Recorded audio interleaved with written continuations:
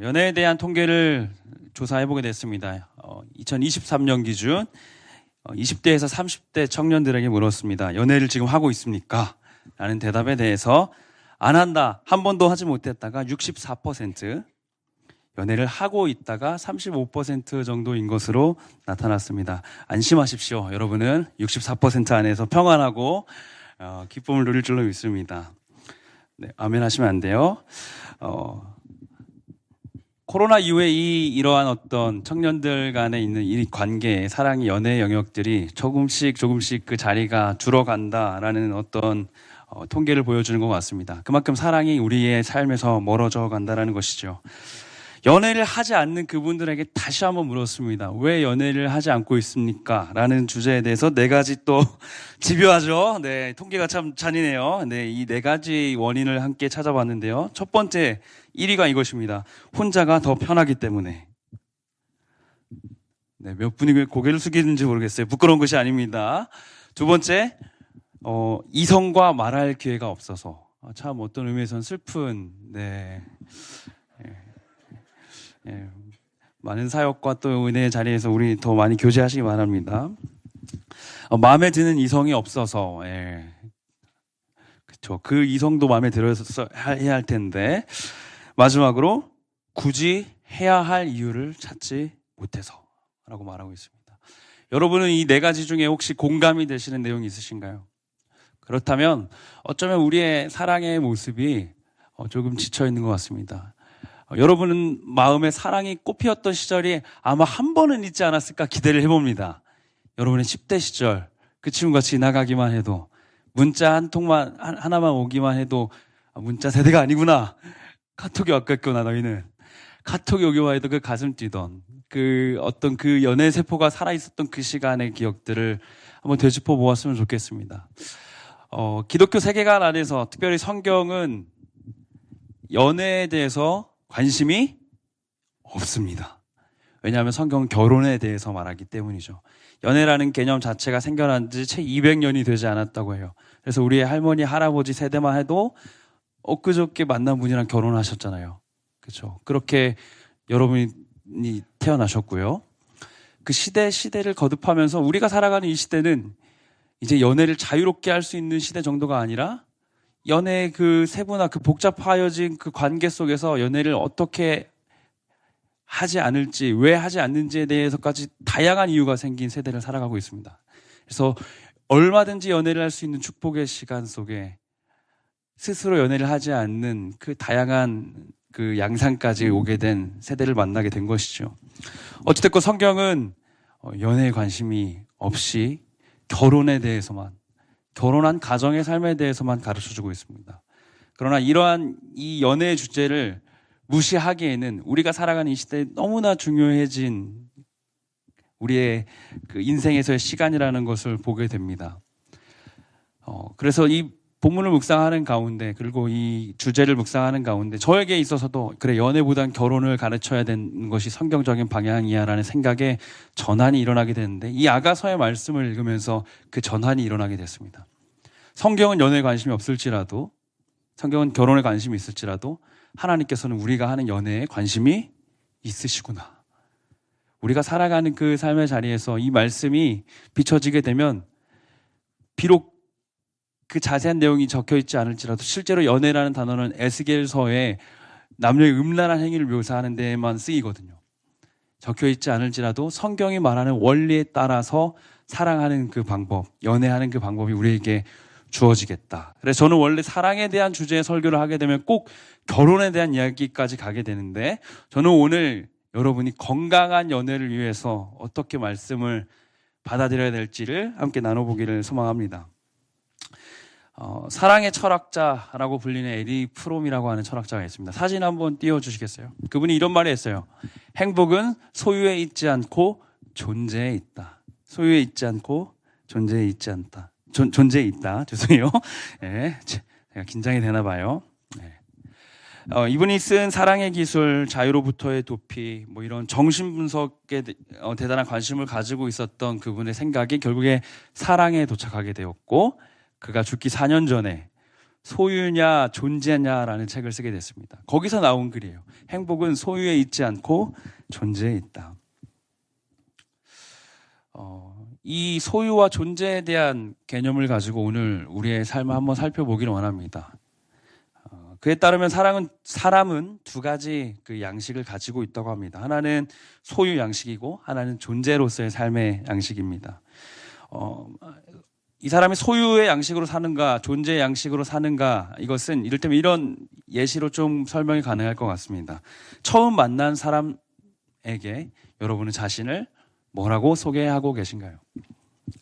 소유 양식의 그 삶의 양식을 가지고 있는 사람들은 자신의 어떤 가정 환경, 자신의 학력, 사는 지역이나 재정, 바로 그것부터 말하는 사람은 없겠지만 자신이 이루어낸 커리어를 통해 자신이 소유하고 있는 것들을 통해 자신을 설명한다고 합니다.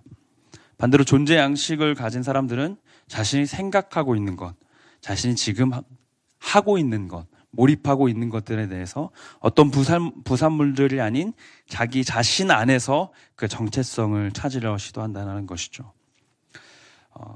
사실 이 이야기를 들으면서 우리의 대부분이 누구 하나는 소유에 대해서만 설명하고 누구 하나는 존재에 대해서만 설명하고 하진 않을 것입니다. 우린 이 소유와 존재, 이 두 균형 사이에서 끊임없이 자신을 설명하고 있습니다.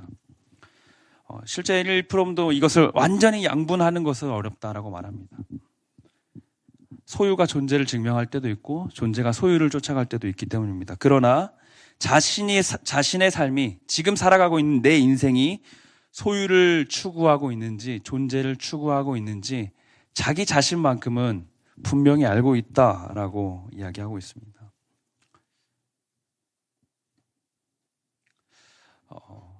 이 소유와 존재에 대한 양식이 사랑에 들어오게 되었을 때 이것은 우리가 앞서 다루었던 어떤 삶을 이렇게 구분하는 것보다 조금 더 선명해지게 됩니다. 내가 지금 사랑하고 있는 사람을 소유로 대하고 있는가? 존재로 대하고 있는가? 사랑의 말씀이 비춰질 때 우리가 생각하는 이 건강한 사랑의 방향, 소유가 아닌 존재의 방향으로 우리의 사랑이 아름답게 이루어져 갈 줄로 믿습니다. 사랑의 말씀이 비춰지게 될 때 그 사랑 안에선 변화가 일어나게 됩니다. 예수님의 사랑으로 사랑할 수도 있게 되고요. 그 교제 가운데 하나님의 사랑이 넘쳐나게 되는 것입니다. 저도 존재를 사랑하게 된 기억이 있는지 한번 돌아보게 되었습니다. 제가 생각을 해보니까 제 아내에 대해서 제 존재로 아내를 사랑하게 된 기억이 떠오르게 됐습니다. 집에 있을 때 아내의 모습을 이제 결혼하고 나서 계속 보게 되었죠. 저는 아내가 화장하지 않은 날을 본 적이 없어요. 연애했을 때. 그녀는 늘 머리가 찰랑거렸고, 그녀는 늘 화려하였고, 그녀는 늘 나를 향해 화사하게, 지금도 화사하게 웃고 있지만 웃으며 다가왔습니다. 그러나 결혼한 저 아내의 모습은 정말 하나님 지으셨던 그 첫날 그 모습 그대로, 그 자연의 모습 그대로 저를 맞이해 주었습니다. 주일에 교회에 출근하고 나면 연애했을 때 만났던 그분을 다시 종종 만나고 했던 것이죠. 그런데 아이러니한 것은 그 꾸미지 않은 모습들, 그 전혀 지울게요. 원래 그 모습을 마주하게 됐을 때 제가 그 모습이 사랑스럽더라는 것입니다. 내가 그 사람의 어떤 조건이나 꾸며진 모습이 아닌 그 존재로 사랑하게 된 기억인 것 같습니다. 오늘 이 말씀을 읽으며 우리의 존재가 좀 명확해지는 시간이 되었으면 좋겠습니다. 나는 어떤 존재지? 난 어떤 가치를 가지고 있지? 두 번째, 내가 지금 붙잡고 있는 소유와 내가 상대를 소유로 대하고 있지는 않은지, 그리고 내가 누군가에게 소유가 되어 살아가고 있지는 않은지 자기 자신을 좀 점검해보며 하나님 안에서 건강한 사랑의 방향을 발견하는 우리 모두가 되기를 소망합니다. 오늘 우리가 함께 읽은 이 아가서는 솔로몬에 의해 쓰여졌다라고 잘 알려져 있습니다. 솔로몬의 노래라라는 말로 이 아가서가 시작이 되죠. 이 아가서는 술람미 여인이라는 여인과 솔로몬의 사랑을 다룬 이야기입니다. 이 술람미라는 이름이 지역 이름을, 수넴이라고 하는 지역 이름을 뜻한다고도 하고요. 또 다른 해석은 솔로몬의 어떤 여성형 발음이 이 술람미다라고 말하기도 합니다. 어찌되었건 솔로몬과 사랑하는 여인으로서 이 술람미 여인이 등장한다라는 것이죠. 아가서라는 이름은 쉬르하시름이라고 하는 이 히브리어인데요. 쉬르라는 단어가 노래라는 단어입니다. 그래서 쉬르하시름은 노래 중에 노래라는 뜻입니다. 그래서 아가서는 노래 형식으로 읽어야 한다는 것이죠.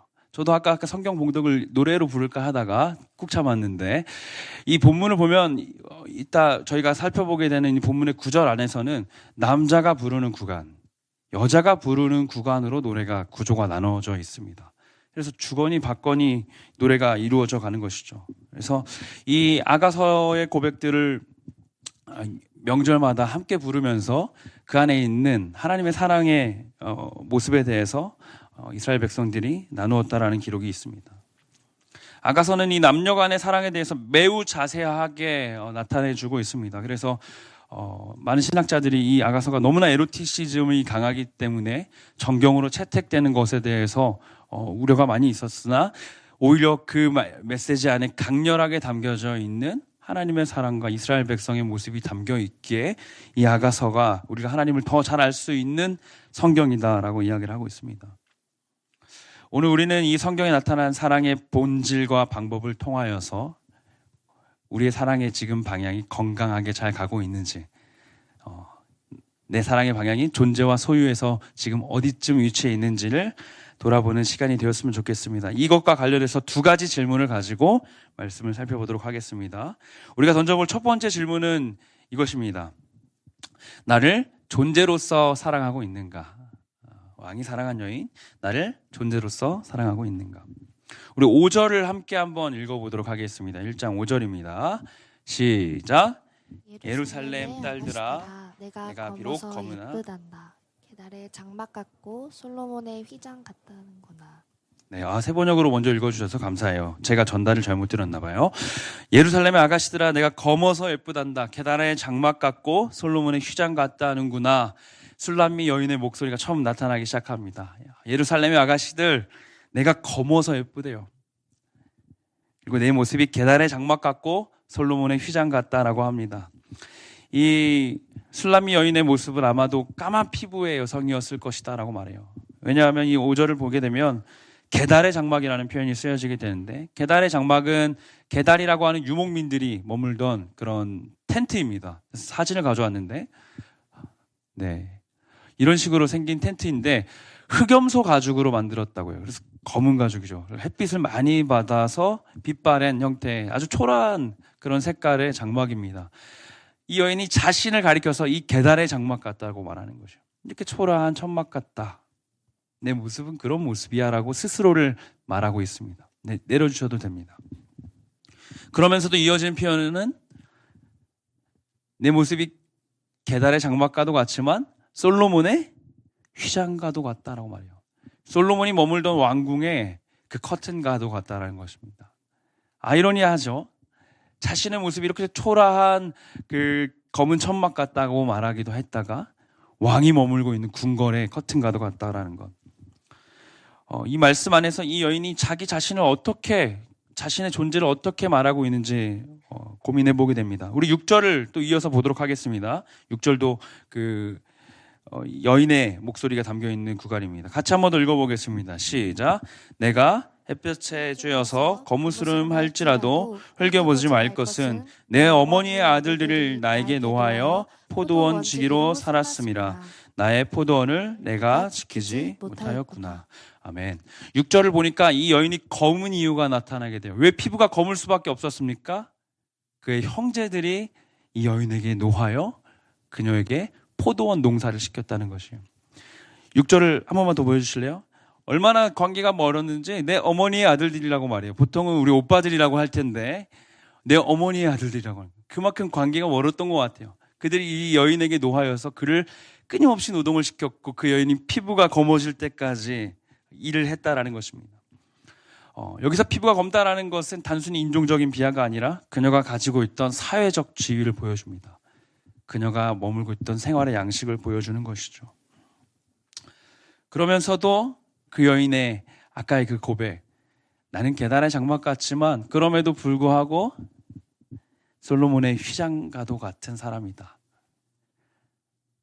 내가 검어서 예쁘다구나. 우리 개역개정에는 검으나 아름답다라고, 내가 검으나 아름다운이라고 번역이 되어 있지만 원어에 더 가깝게 번역된 것은 새번역 성경이에요. 내가 검어서 더 예쁘다고 한다. 왜 여인은 이렇게까지 자존감이 높았을까? 어제 리더 모임에서 이것을 갖고 같이 열띤 토론을 했습니다. 한 리더가 이렇게 얘기했어요. 피부만 검었나 봐. 왜 이렇게 썰렁한 반응일지 몰랐어요. 네. 피부만 검었고 다 예뻤나 봐. 마치 이효리 선생님 같은 그런 모습 맞는지 모르겠네요. 그런 모습이 아니었을까 얘기를 하는 친구가 있었고, 어떤 의미에서는 왜 이 여인이 이렇게 자존감이 높았을까? 그 여인이 물가에 가서 자기 얼굴을 계속 봤는데 너무 예뻤던 것 같다. 근데 실제로 생각해 보면 이스라엘은 그 오아시스가 별로 있는 지역이 아니에요. 우물물을 파서 물을 먹죠. 그리고 굉장히 깊이 우물을 파야 물을 얻을 수 있었기 때문에 제가 그 얘기를 했어요. 아마 우물에 가서 자기 얼굴을 봤다면 저 깊이 있는 우물을 보고 와 예쁘다, 예쁘다. 자기 얼굴을 볼 수 있는 방법이 없었을 거예요. 거울이 보편화된 시대도 아니었죠. 이 여인은 자신의 모습을 본 적이 없어요. 자기가 검다는 사실조차도 누군가에게 들어서 알았을지 몰라요. 내가 검구나. 근데 이 여인은 자신감이 넘쳐요. 7절, 8절 우리가 읽진 않았지만 이 여인의 친구들이 이 여인에게 와서 말합니다. 여인 중에 어여쁜 자야 라고 말해요. 끊임없이 아가서에서 이 여인에 대해서 아름답게 수식되는 표현들이 나타나요. 왜 이 여인은 그렇게까지 아름다웠을까? 자기 스스로가 아름답다라고 생각을 했을까? 어떻게 그런 멋진 자존감, 그 존재감을 가지고 살아가고 있었을까? 15절의 말씀에 그 답이 나와 있는 것 같습니다. 15절은 드디어 남자가 나타나는 구절이에요. 같이 한번 읽어볼까요?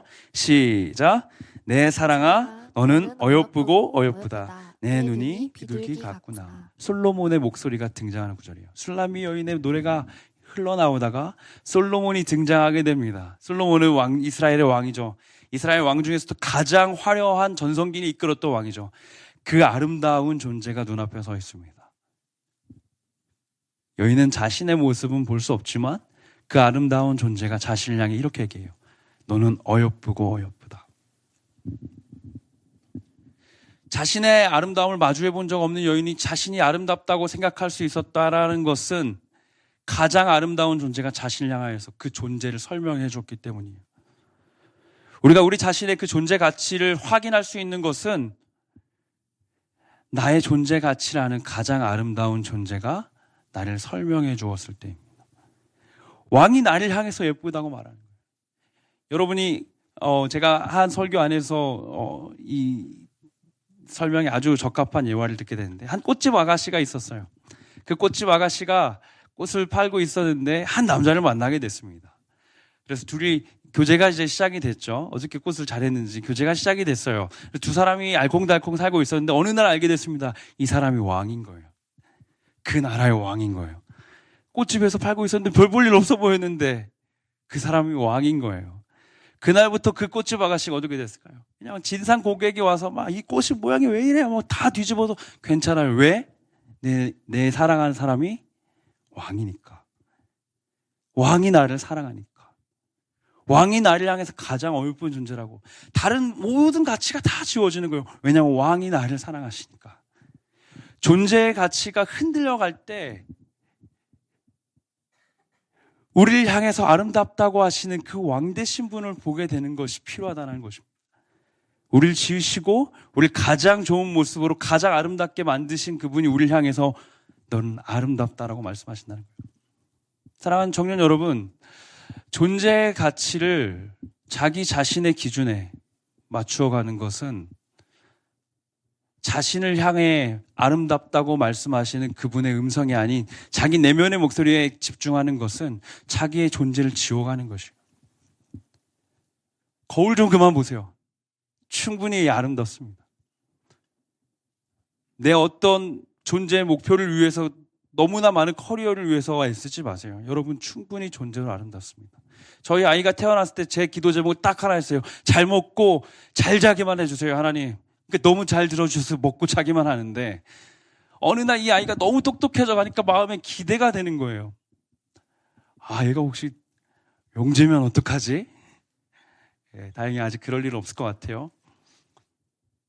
근데 그날 그 마음이 들었던 그날 제가 처음 했던 그 기도가 떠오르더라고요. 잘 먹고 그냥 잘 자기만 해주세요. 이 아이가 그냥 행복하게 해주세요, 하나님.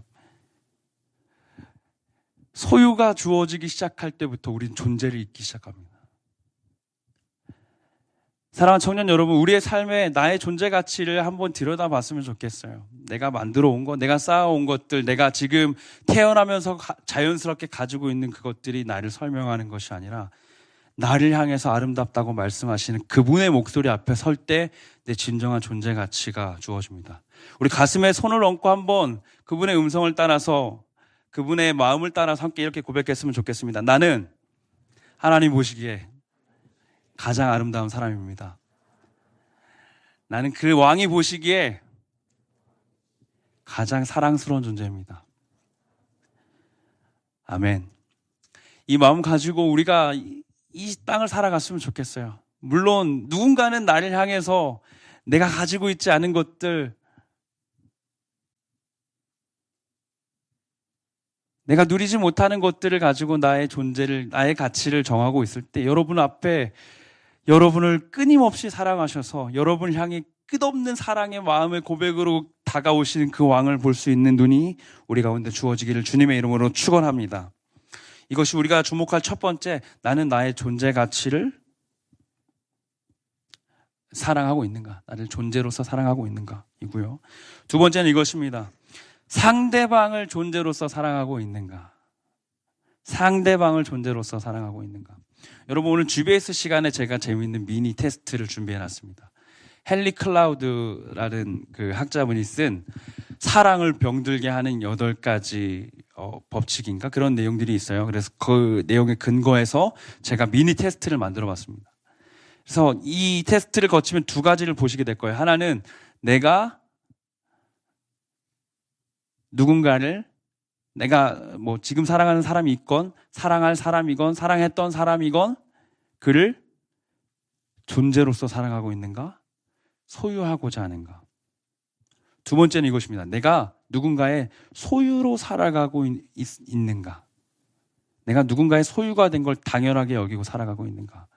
그래서 그 테스트를 해보실 때 그러나 그 테스트가 모든 지표를 다 설명할 수는 없습니다. 참고하실 수 있도록 제가 그것을 첨부했어요. 그래서 그 테스트를 스스로에게 돌아보시고 공개하고 싶지 않으면 공개하지 않아도 좋습니다. 그러나 자기 자신을 주목하여 들여다볼 필요는 있다는 것이에요. 왕이 나를 향해서 말씀하신 그 존재 가치가 입증되고 나서부터는 내가 걸어가는 그 모든 걸음들이 신이 나는 거예요. 기쁨이 있는 거예요. 왜냐하면 나는 왕이 가장 사랑한 존재니까. 내가 오히려 검기 때문에 사랑한다라고 말하시고 계시니까. 그 사랑이 나의 존재 가치가 증명되고 나서부터 우리가 할 수 있는 일 하나 주어지는데 다른 누군가를 존재로서 사랑할 수 있게 되는 것입니다. 이 15절부터 17절까지는 이 솔로몬과 술람 여인이 신나게 노래를 주고받는 구간이 나타나요. 우리가 좋아하는 그 디즈니 노래 있잖아요. 그 사랑은 열린, 감사해요. 주고받는 그 고백에 기쁨이 있는 것처럼 이 아가서에서 또 주고받는 노래가 나오기 시작하는데 우리 같이 한번 남자 형제들, 자매들이 한 절 그리고 다 같이 한번 부를 수는 없고 읽어보도록 하겠습니다. 15절부터 형제들 시작.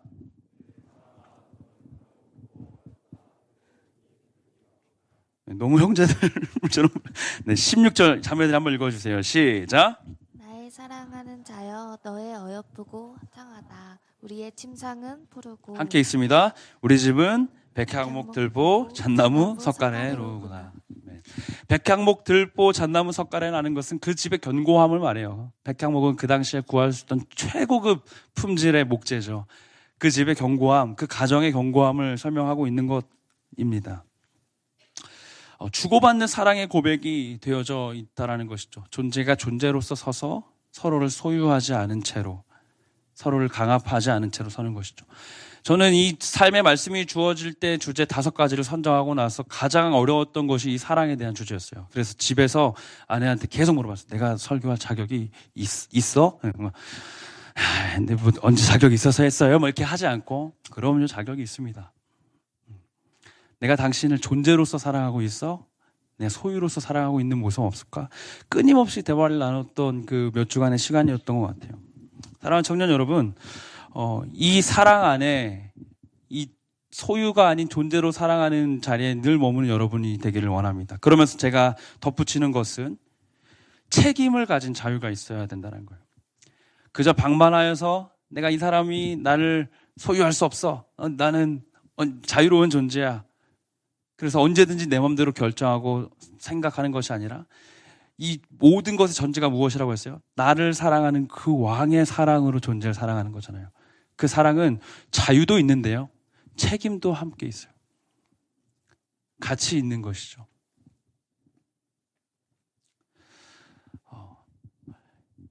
최근 연애 프로그램이 굉장히 많이 늘어났어요. 그렇죠? 저도 이번에 이 설교 준비하면서 찾아보니까 연애 프로그램이 그렇게까지 각 방송사마다 연애 프로그램이 하나씩 있을 정도로, 그리고 각 연령대마다 있잖아요. 연애 프로그램이 그들을 볼 수 있는. 전 신들린 연애 그 보고 정말 놀랐어요. 그렇죠? 무속인 분들이 나와서 막 그 사주 보고 막 그 상대방 결정하고 막 하는데, 이 사람이 기운이 좋아 막 이러면서 네. 근데 이 연애 프로그램이 이렇게 많은 수요가 생기게 된 계기가 무엇인가? 사람들이 그것을 많이 보기 때문이래요. 연애 프로그램을 통해서 자신이 어떤 정보를 얻거나 만족을 얻는다는 것이죠. 연애 프로그램을 보는 이유를 좀 찾아보니까 되게 재밌는 이유들이 많이 있었는데, 제 기억에 남는 거 2가지가 대리 만족을 하기 위해서. 어느 순간 보면 자기도 거기 참가해 있는 사람처럼 그럼 거기서 그 말 했으면 안 됐지 하면서 막 대답을 한대요. 막 대화를 이제 TV 화면이랑. 또 다른 2번째, 이게 더 신박한데 뭐냐면 과거 자기가 했던 판단이 옳은지 보기 위해서. 정말 깜짝 놀랐는데, 그만큼 자신이 사랑하고 있는지에 대한 기준이 명확하지 않은 채로 살아가고 있다는 것이죠. 오늘 여러분에게 분명한 이 기준을 선물하길 원합니다. 하나님의 사랑이 내 안에 먼저 주어질 때, 나를 존재로서 볼 수 있는 그 신념이 주어지게 되었을 때, 상대방을 내가 지금 존재로 여기고 있는지 소유로 여기고 있는지 알 수 있게 된다는 것이죠.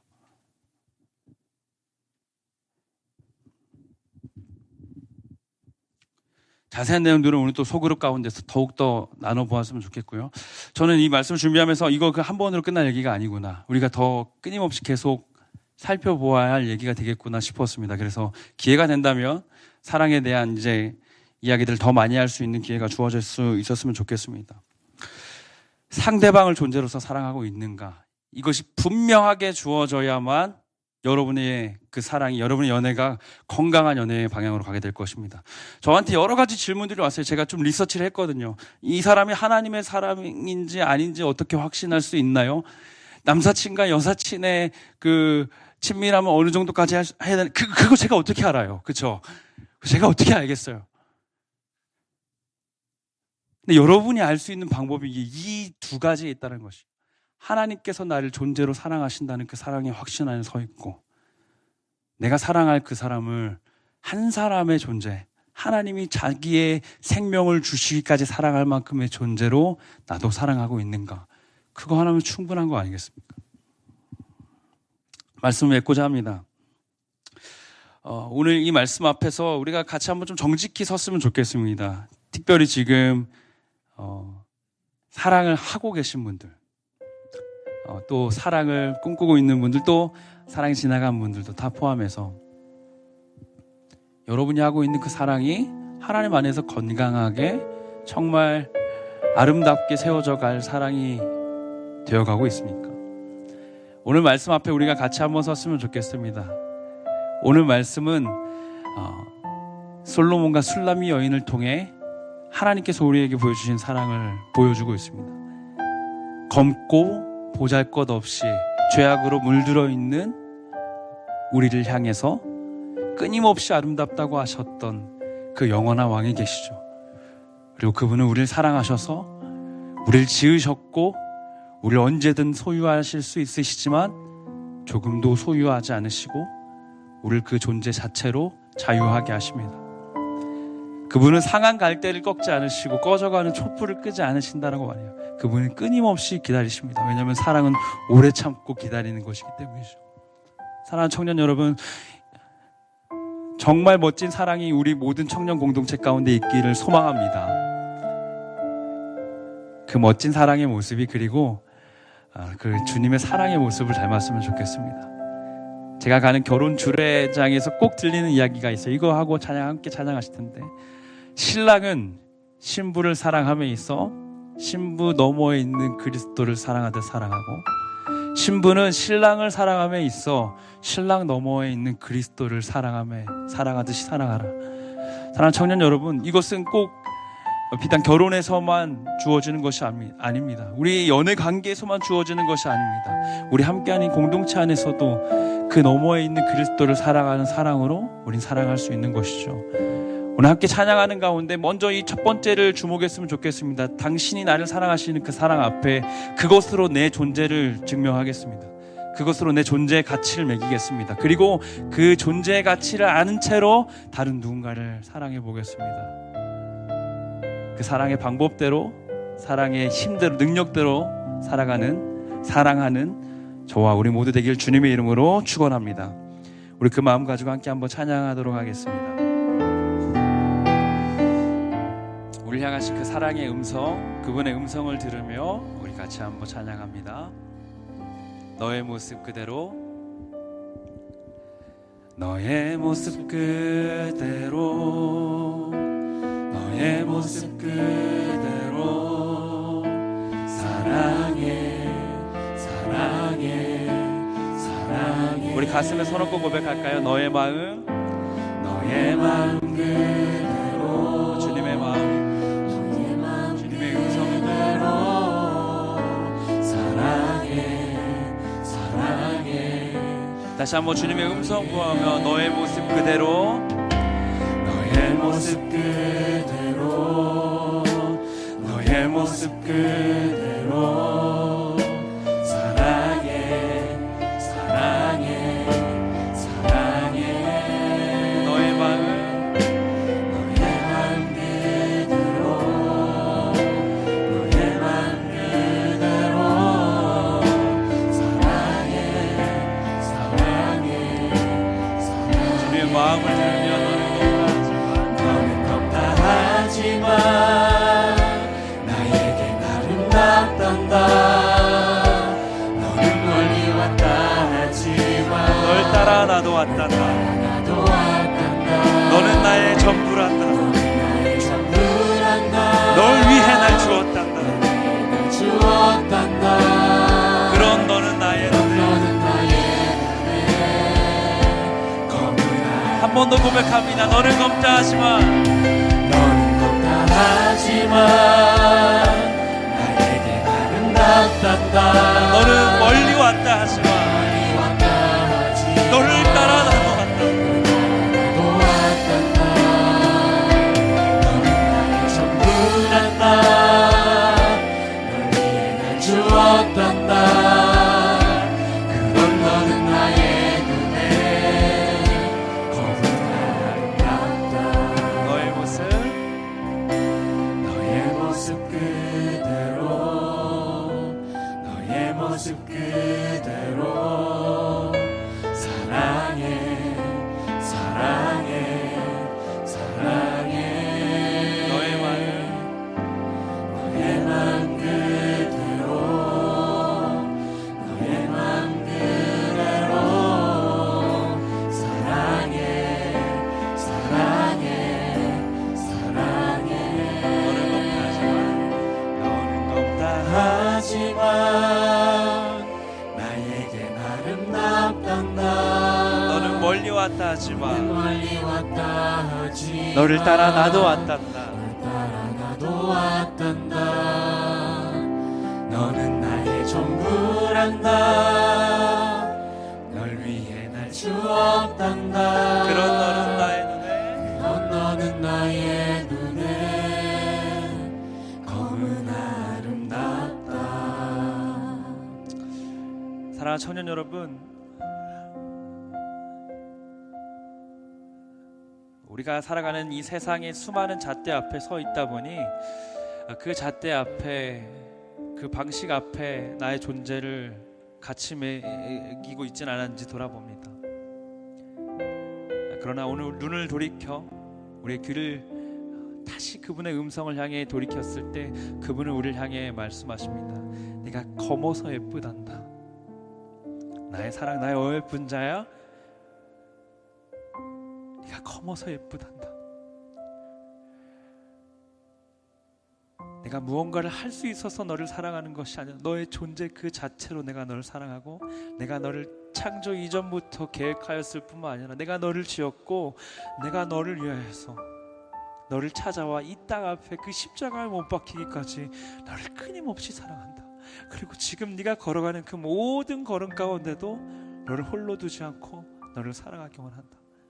너와 함께하길 원한다. 다시 한번 우리가 이 말씀 앞에 좀 섰으면 좋겠습니다. 벗어나기 힘들죠. 세상의 기준 앞에, 그 잣대 앞에 벗어나기 참 힘듭니다. 그러나 주님, 나의 존재가 주님 앞에 섰을 때 왕이 나를 사랑하시기에 내가 그 음성에 주목해서 왕이 사랑하는 이 세상 가장 아름다운 존재가 나임을 기억하게 하여 주시옵소서. 세상의 방식과 세상의 잣대 앞에 살아왔었던 나의 모습들 돌이켜 주님 앞에 다시 한번 서게 하여 주시옵소서.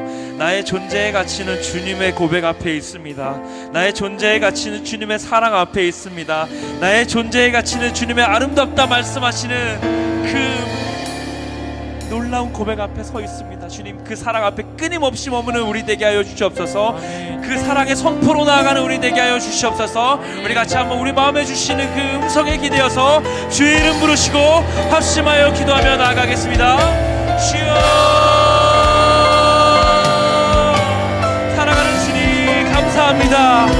끊임없이 연약하고 보잘것없는 나를 향해서 내가 너를 사랑한다, 내가 커버서 예쁘단다 말씀하시는 나의 모든 죄악에도 불구하고, 나의 모든 완악함과 나의 고집과 누군가를 정죄하는 나의 완악함, 나의 죄악에도 불구하고 나를 향하신 주님의 그 사랑의 고백 앞에 섰습니다.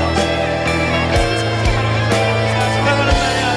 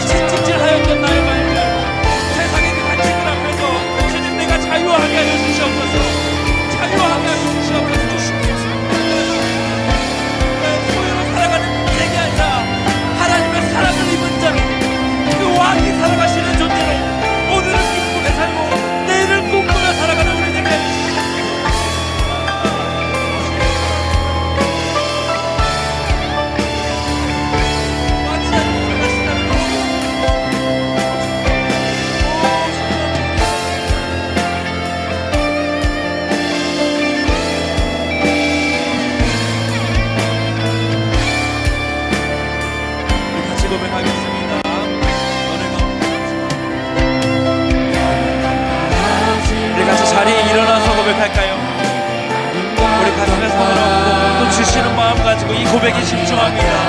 주께서 주시는 마음으로, 주께서 우리를 향하신 고백으로 내 안에 단단히 채워져 있는 그 벽들을 뚫고 오시는 영원히 아름다우신 그 왕의 고백으로, 나를 위해 그 십자가에 죽으시기까지 사랑하셨던, 나를 위해 이 땅에까지 찾아오셨던 그분의 고백으로 나아갑니다. 너는 걱정하지마, 나에겐 아름답단다. 너는 멀리 왔다 하지마, 너를 따라 나도 왔다. 너는 나의 전부란다. 너를 위해 나를 주었단다. 그런 너는 나의 고백. 한 번 더 고백합니다. 너는 겁나하지마. 하지만 나에게 아름답단다. 너는 멀리 왔다 하지만 널 따라 나도 왔단다. 나도 왔단다. 너는 나의 전부란다.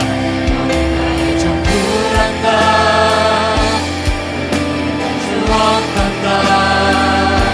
그런 너는 나의 우리 하나만 더 기도할까요? 혹시 누군가의 소유로 살고 있는 분 있습니까? 누군가에게 증명받기 위해서, 사랑받기 위해서 살아가고 있는 누군가가 있습니까? 누군가를 위해서 살아온 시간이 있는 누군가가 이 가운데 있습니까?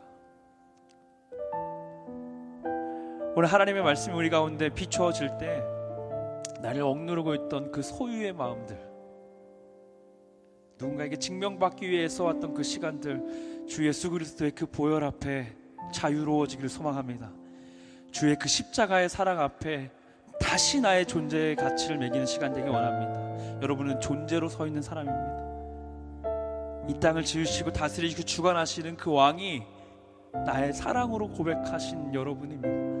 다시 한번 우리 영혼을 향해 고백할 때, 주님, 소유로 살아가고 있던 나의 시간, 나를 불쌍히 여겨주셔서 존재로 살아가게 하여 주시옵소서. 내 힘으로 이것을 벗어날 수가 없습니다. 주님, 존재로서 선포할 수 있는 담대함을 내 안에 주시옵소서. 나는 주님의 사랑을 입은 사람이야. 나는 예수님의 사랑을 입은 사람이야. 예수의 십자가가 나를 위해 모든 죄값을 치르시고 나를 완전히 사셔서 그분의 자유 가운데 살아가는 인생이야라고 선포하는 우리 되게 하여 주시옵소서. 왕이 나를 사랑하신대, 왕이 영원히 나를 사랑하시고 지금도 나와 함께하기 원하신대, 그 존재의 고백으로 우리 삶 가운데 나아가는 모든 청년 되게 하여 주시옵소서. 함께 주의 이름 부르시고 합심하여 기도하며 나아갑니다. 주여, 사랑하는 주, 우리 존재로 부르셔서 우리 존재로 지으시고 이 땅을 살아가는 가운데 누군가의 소유가 아니라, 누군가를 위해서 살아가는 존재가 아니라 당신이 그 사랑 앞에 자유로 서 있는 존재인 줄 알지 하시니 감사합니다. 자유롭게 살아가게 하여 주십시오. 식정하기 위해 살아가는 존재가 아니라 자유롭게 예수의 사랑 안에서 그 십자가를 보여는 색깔을 입은 사람, 예수님만큼 예수님 어찌 세상을 살아가는 우리 모두 되게 하여 주십시오. 누군가의 소유로부터 벗어나는 것이 괴롭고 누군가의 소유로부터 벗어나는 것이 너무나 괴롭습니다. 말할 수 있는 용기 주시고 행할 수 있는 담대함 주시고 생각할 수 있는 꿈을 주셔서 자유롭게 주의 정성의 사랑을 붙잡고 그렇게 누군가를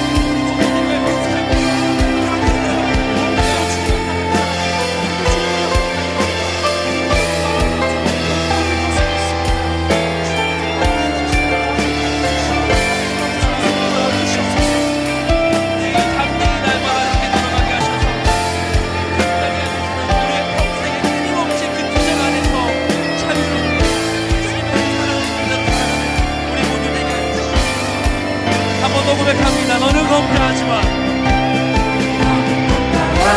나에게 아름답다. 너는 멀리 왔다 하지 마. 널 따라 나도 왔단다. 너는 나의 전부란다. 너를 위해 나를 주었단다.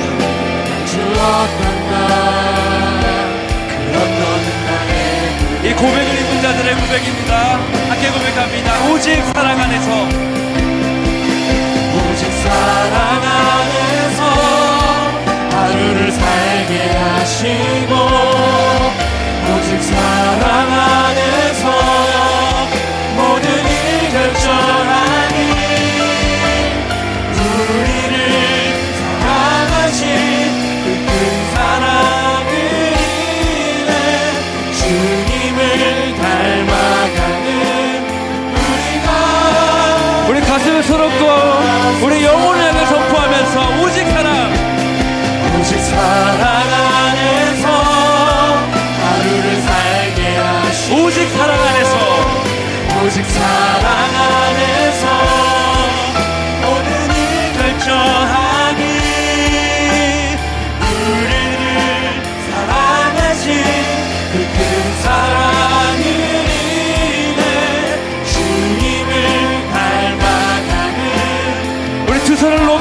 마지막으로 고백하겠습니다. 오직 사랑하는 것 두 손 높이 들고 오직 사랑 안에서 하루를 살게 하시 오직 사랑 안에서 오직 사랑 안에서 모든 일 결정하기 우리를 사랑하신 그 큰 사랑을 인해 주님을 닮아가는 사랑하는 주님 감사합니다. 주의 사랑 입은 자로 살아가는 우리 모든 인생 되게 하여 주시옵소서.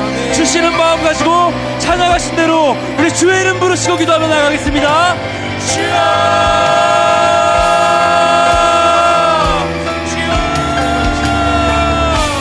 사랑하는 주님, 우리에게 주신, 우리에게 베풀어 주신 그 왕의 사랑에 힘입어 이제 나아가길 원합니다.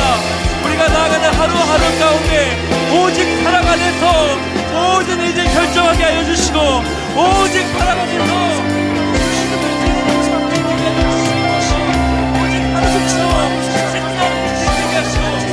마주하는 모든 일들이 우리를 도와주시고 존재로서 사랑받게 하시고 존재로서 대우받게 하시고 소유 가운데 모든 엉뚱한 자를 존재의 사연을 내는 그 사랑의 실천이 우리가 나아가는 모든 땅 가운데 우리가 나아가는 모든 자리 가운데 드러나게 하여 주시옵소서.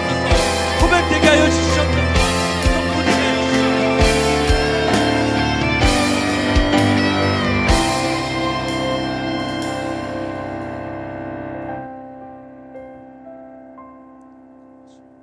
나의 사랑하는 자가 내게 말하여 이르기를 나의 사랑 내 어여쁜 자여 일어나서 함께 가자. 사랑하는 주님, 우리를 끊임없이 사랑하시는 그 존재의 외침 가운데 우리가 오늘 마음을 다시 한번 세우기를 원합니다. 세상의 수많은 기준과 판단이 아닌 우리를 사랑하신 그 왕의 음성에 너를 사랑하고 너는 그 세상 어떤 존재보다 존귀하다 말씀하시는 그 음성 앞에 다시 우리 존재를 발견하게 하여 주시옵소서.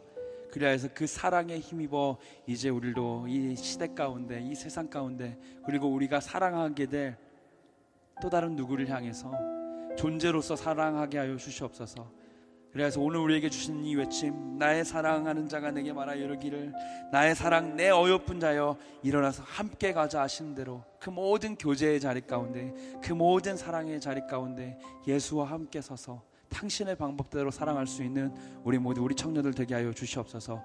오늘 우리에게 주신 이 말씀 가지고 삶의 자리에 나아갈 때 끊임없이 주어질 그 시험들 속에서 사랑으로 승리하게 하시고 사랑으로 말하게 하시고 사랑으로 선포하는 자리 가운데 나아가도록 우리를 담대하게 용기 주시옵소서.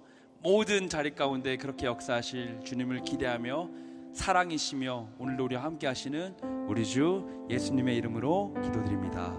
아멘. 이제는 우리 주 예수 그리스도의 은혜와 하나님 아버지의 사랑과 성령의 교통하심이 함께 사랑하는 자로 우리를 부르시고 그곳에 함께 서서 그 고백에 기쁨으로 그리고 존재의 고백으로 나아가길 원하는 모든 청년들과 그들의 모든 삶의 자리 위에 이제로부터 영원토록 항상 함께 있을지어다.